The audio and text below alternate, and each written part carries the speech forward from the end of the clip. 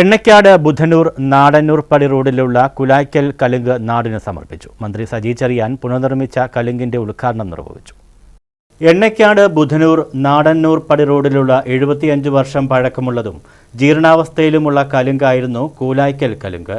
School ബസ്സുകളടക്കം ധാരാളം വാഹനങ്ങൾ നിത്യേന ഈ കലുങ്കിന്റെ മുകളിൽ കൂടി സഞ്ചാരം നടത്തിയിരുന്നു.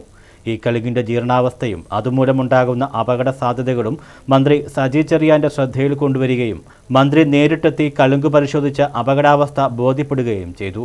ബലവത്തായ ആധുനിക രീതിയിലുള്ള ബോക്സ് ടൈപ്പ് കലുങ്ക് നിർമ്മിക്കുന്നതിനുള്ള ഫണ്ടും അനുവദിക്കുകയായിരുന്നു.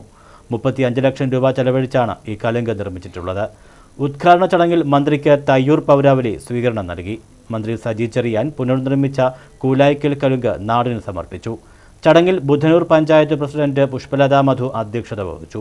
ഗ്രാമപഞ്ചായത്ത് അംഗം അഡ്വക്കേറ്റ് ജി ഉണ്ണികൃഷ്ണൻ, ജില്ലാ പഞ്ചായത്ത് അംഗം വത്സല മോഹൻ, ബ്ലോക്ക് പഞ്ചായത്ത് അംഗം KR മോഹനൻ, ഗ്രാമപഞ്ചായത്ത് അംഗങ്ങളായ ഹരിദാസ്, ഉഷാകുമാരി, സുജാത, അഡ്വക്കേറ്റ് സുരേഷ് മത്തായി എന്നിവർ സംസാരിച്ചു.